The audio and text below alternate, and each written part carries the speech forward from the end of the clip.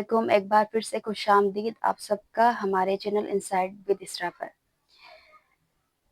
तो आज का जो हमारा मौजू है वो है टाइप्स ऑफ सेट्स। लेकिन इससे पहले बताती चलूँ इसको स्टार्ट करने से पहले कि सेट्स से मुतालिक एक वीडियो बनाई है मैंने, जहाँ पर जो इंट्रोड्यूसिंग ऑफ सेट्स के नाम से है। तो जिसने अभी तक वो वीडियो नहीं देखी है वो जल्दी से पहले उसको देख ले, और जो हमारे चैनल पे न्यू हैं वो जल्दी से सब्सक्राइब कर दें, ताकि आप आगे वाली जितने भी जो हमारे लेक्चर्स होंगे उनकी नोटिफिकेशन जो होगी वो सबसे पहले आपको मिले। तो जैसा कि मैंने बताया आपको कि जो पहली वीडियो इंट्रोड्यूसिंग सेट्स के ऊपर बनाई है, तो उसमें ये था कि हम सेट्स को लिखते कैसे हैं और सेट्स को इंट्रोड्यूस किसने करवाया। उसके अलावा ये भी मैंने बताया था कि उसके फॉर्म्स कितने होते हैं। तो ये सारी चीज़ें वहाँ मैं अच्छी तरीके से एक्सप्लेन करके आ चुकी हूँ, तो आप वो वीडियो देखें, देन उसके बाद ये वाली देखें। ओके जी, अब आते हैं टाइप्स ऑफ सेट्स के ऊपर। तो टाइप्स ऑफ सेट्स हमारे पास है क्या?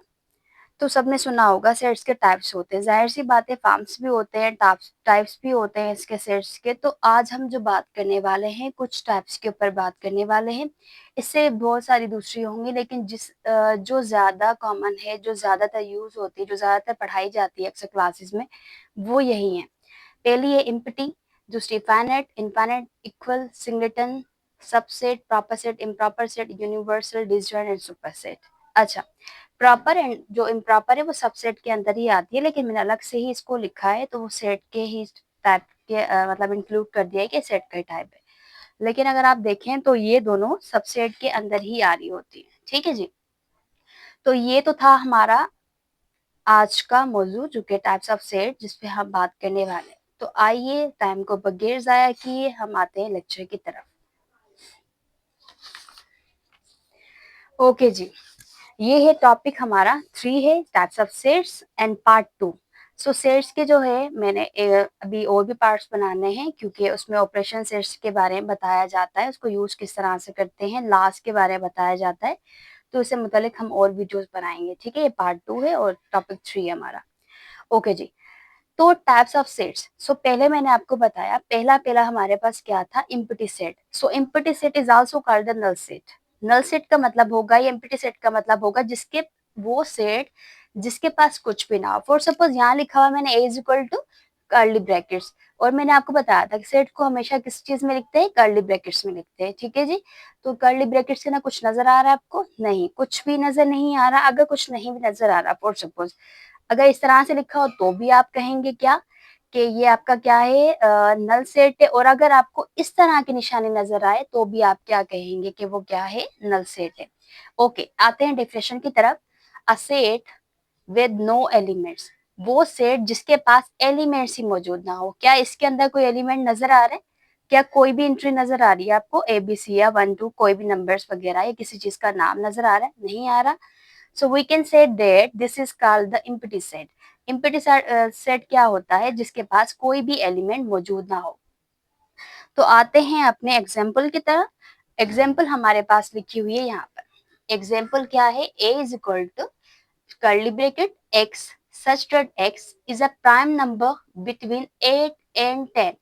ओके जी, अब ये जो एग्जाम्पल है इसको कराने से पहले मैं आपको बता दूं कि प्राइम नंबर और कंपोजिट नंबर्स होते क्या हैं। जो हमारी पहली वीडियो थी, फर्स्ट वीडियो थी इंट्रोडक्शन के बाद वाली, जो नंबर्स बनाई थी मैंने, तो उसमें मैंने ये prime number and composite number नहीं बताए थे आप लोगों को। ठीक है जी, तो मैंने सोचा था कि मैं आगे चल के आपको इस चीज के बारे में बताऊंगी। सो पहले अब यहाँ पे पढ़ते हैं हम लोग कि प्राइम नंबर्स होते क्या। ओके जी, प्राइम नंबर्स क्या होते हैं? प्राइम नंबर्स, अब देखें, a prime number is a number that has exactly 2 factors. क्या बात आ रही है? 2 फैक्टर्स की, 2 फैक्टर्स की बात आ रही है। जब भी 2 फैक्टर्स की बात आएगी तो या तो एक दूसरा, मतलब कि दो चीजों की बारे बात हो रही है। अब देखिए, कह रहे हैं कि 2 फैक्टर्स 1 एंड इटसेल्फ, या तो वो 1 होगा या वो नंबर जिसकी हम बात करें। ठीक है, अब एग्जाम्पल पे देखते हैं। एग्जाम्पल देखिएगा, देखें, एग्जाम्पल है 2। क्या 2 पर 1 और इसके खुद के अलावा, यानी 2 के अलावा कोई टेबल लग पाए? और सपोज मैं कहूँ 1 को मल्टीप्लाई 2 से करते तो भी 2 आता है, 2 को 1 मल्टीप्लाई 1 से करते 2 आता है।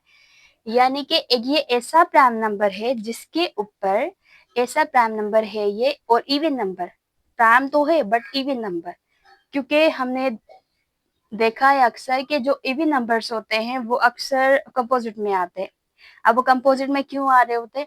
क्योंकि वो मतलब कि एक से ज्यादा टेबल्स में आ रहे होते हैं, एक से ज्यादा नंबर्स पे मल्टीप्लाई हो रहे होते हैं। लेकिन ये देखिए, आप टू को देखिएगा, क्या टू ऐसे हो रहा है?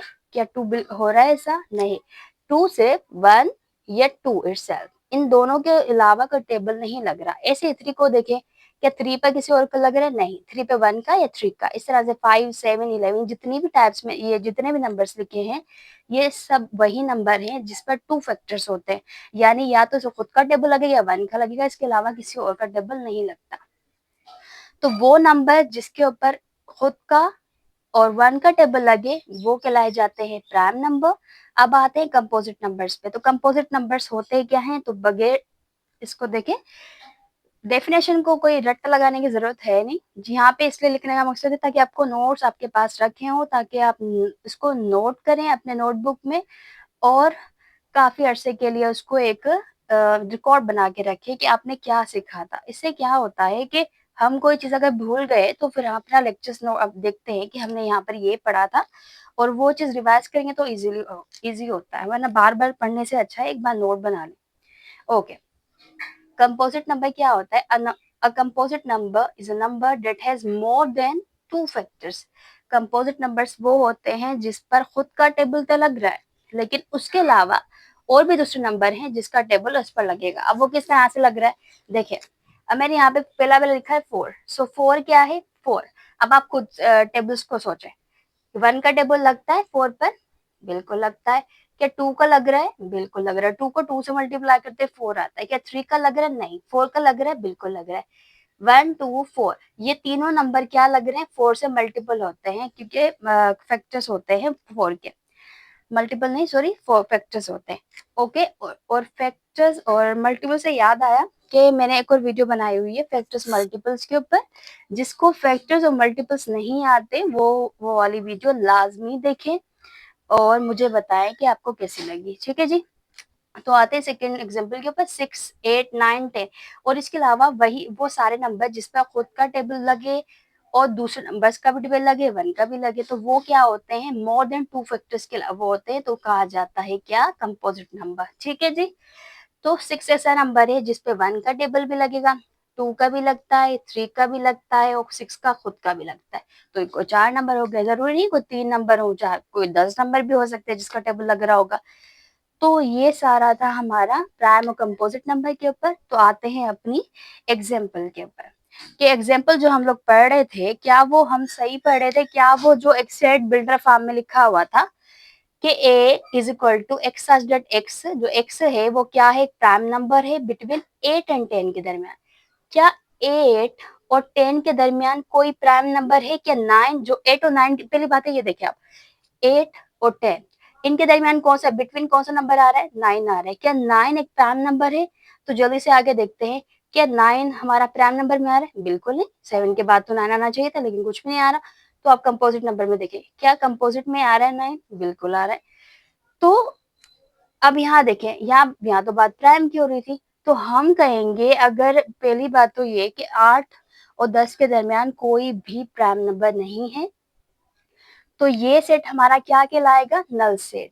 क्योंकि अगर यहाँ पर बोलते कि कोई कंपोजिट नंबर करें, तो आप कहते कि हाँ 9 तो है, तो हम यहाँ पे 9 लिख देते, लेकिन यहाँ कुछ है ही नहीं, तो आप कहोगे कुछ भी नहीं है, नल है।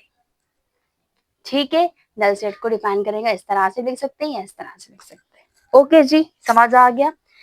आ गया होगा। ये बिल्कुल इजी है, कोई मुश्किल है ही नहीं है। ठीक। और ये जो लिखा हुआ है ये सेट बिल्डर फार्म में लिखा हुआ है, इसके हिसाब से मैंने पहले वीडियो जो बनाई है उसमें फार्म सब सेट्स मैंने डिफाइन किए। ओके जी। अब आते हैं सेकंड टाइप्स के ऊपर, वो के जो के हमारे पास है फाइनाइट सेट्स के बारे में। सो फाइनाइट सेट्स होते क्या है? अब फाइनाइट और इनफाइनाइट को मैं जल्दी से डिफाइन करूंगी कि फाइनाइट सेट होता क्या है। Set with countable numbers of elements वो finite, set with uncountable elements infinite. वो सेट्स के नंबर यानी काउंटेबल नंबर्स जिसको हम गिन सके। काउंटेबल नंबर्स का मतलब ये होता है जिसको हम गिन सके। अगर मैं कहूँ ए इज इक्वल टू 1 से लेके 5 तक, 1 to 5, 5 के बाद क्या डॉट डॉट लगा हुआ है? नहीं लगा हुआ। तो हम यहाँ बता रहे हैं कि 1 से लेके 5 तक हमारे पास नंबर है। तो ये एक क्या शो करवा रहा है? ये लिमिट शो करवा रहा है। फाइनाइट क्या करवाता है? लिमिट्स को शो करवा रहा होता है। ठीक है जी। और इनफाइनाइट का मतलब क्या होता है? जो अनलिमिटेड हो। अब अनलिमिटेड किस तरह से हो रहा है?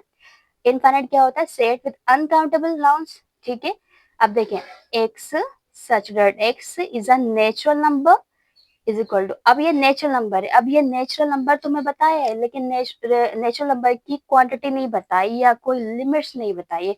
अगर कहते 1 से लेके 5 तक है नेचुरल नंबर, तो हम कहते हैं कि ये फाइनाइट सेट हो गया। अब यहाँ कह रहे बस नेचुरल नंबर है। अब नेचुरल नंबर तो 1 से स्टार्ट हो रहे हैं, वो चलते जाएंगे।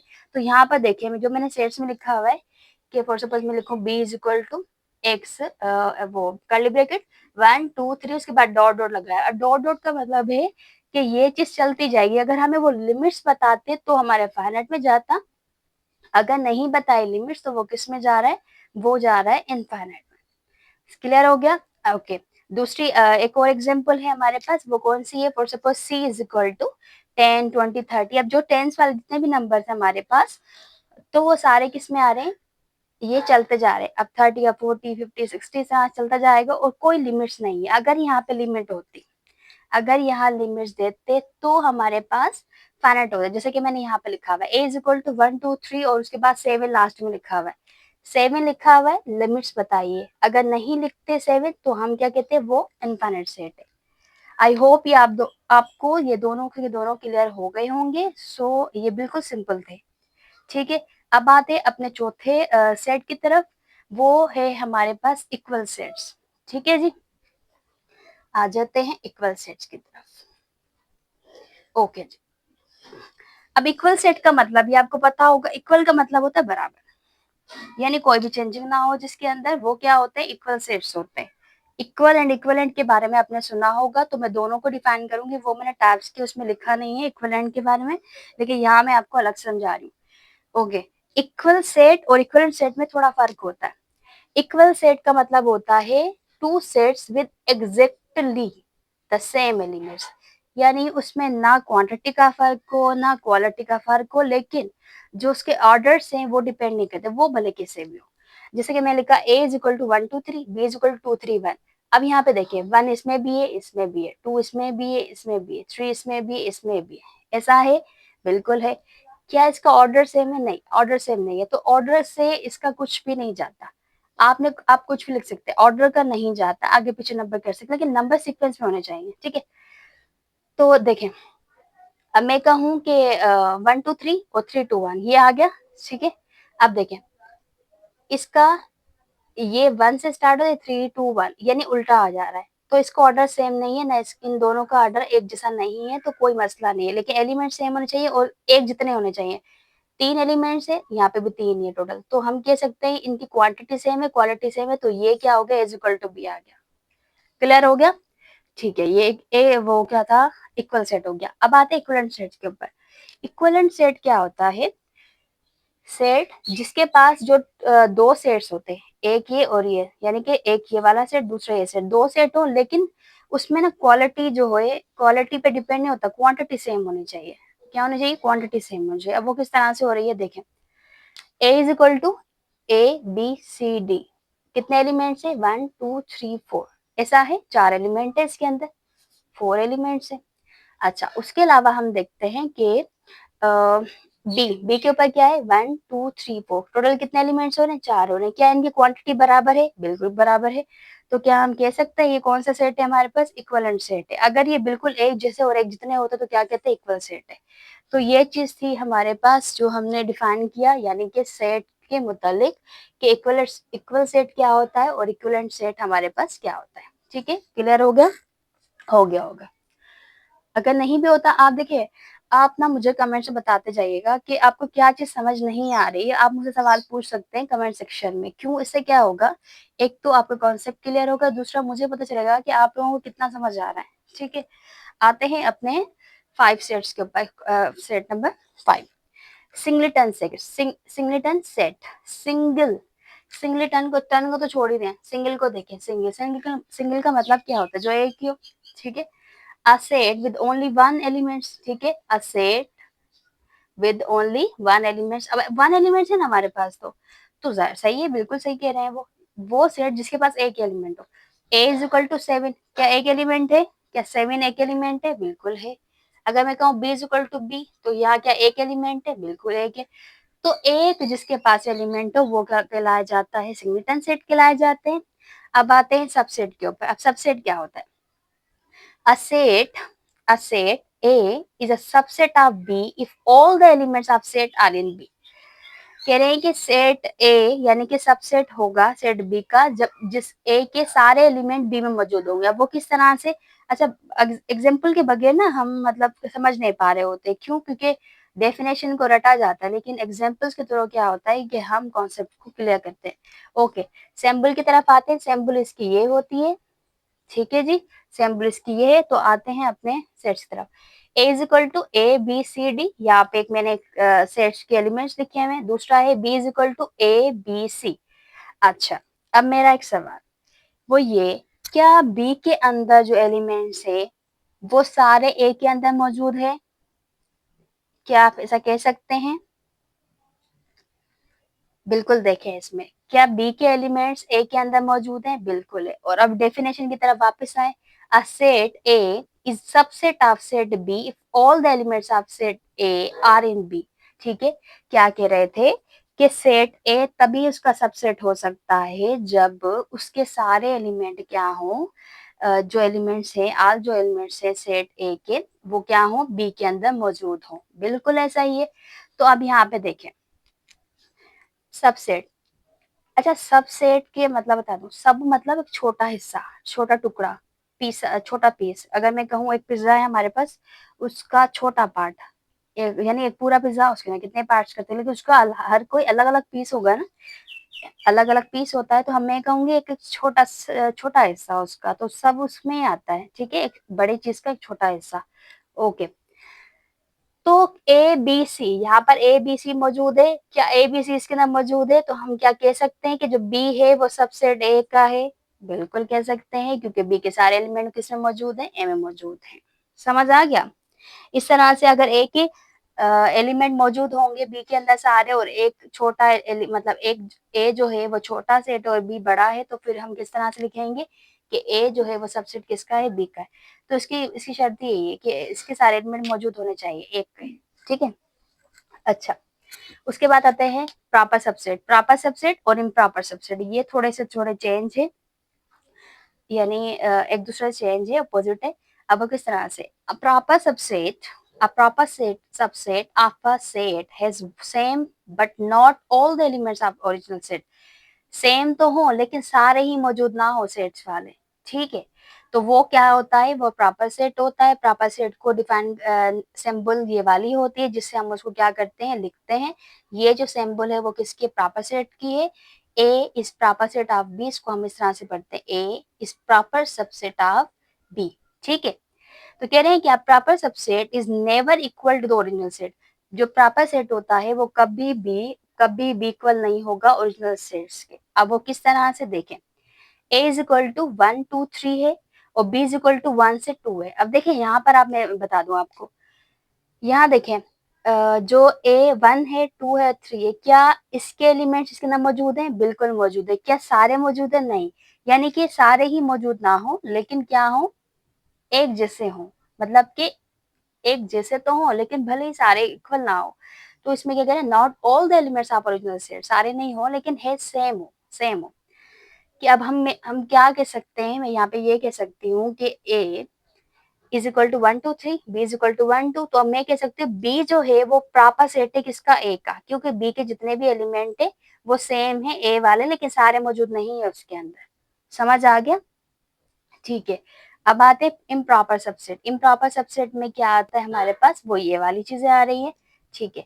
आते हैं, अब देखें, the set itself is called a improper subset. अब इम्प्रॉपर सबसेट किस तरह से हो रहा है? ए, इसकी निशानी ये वाली होती है, इसको डिफाइन करने का तरीका ये वाला होता है, ये वाला। अब इसको किस तरह से पढ़ेंगे? जो ए है, A is improper subset of B. समझ आ गया? A is in proper subset of किसका हो गया? बी का। तो क्या ए के एलिमेंट मौजूद है 1 2 3? 1 2 3 के ऑर्डर सेम है? बिल्कुल सेम है, बिल्कुल एक जैसे होने चाहिए सेट्स वाले। तो हम क्या कहेंगे, वो क्या है हमारे पास? इम्प्रॉपर सबसेट है। तो ये subset improper set, improper set आपको समझ आ गया होगा। तो बढ़ते हैं अपने नेक्स्ट से टाइप ऑफ सेट्स की तरफ। ठीक है जी, यहाँ तक आप नोट कर लीजिए। अब नोट बनाते जाएं, नोट्स बनाते जाएं ताकि आपको आसानी होती जाए पढ़ने में। ठीक है जी, अब आ जाते हैं अपने यूनिवर्सल सेट की तरफ। ठीक है जी, यूनिवर्सल सेट है क्या आपके पास? यूनिवर्सल सेट है a set that contain all elements under consideration sample. कह रहे हैं कि वो सेट जो क्या करे, कंटेन करे ऑल द एलिमेंट्स, करे जितने भी उसकी कंसीडरेशन में आ रहे हैं। अब वो किस तरह से? A is equal to 0 1 2 3, B is equal to 3 5 7 9। और जो यूनिवर्सल सेट है उसको हमने एक लिमिट्स दिए, कहाँ से लेके 0 से स्टार्ट हो रहा है, वो कहाँ तक खत्म हो रहा है, वो 15 तक खत्म हो रहा है। ठीक है, अच्छा अब यूनिवर्सल सेट है क्या?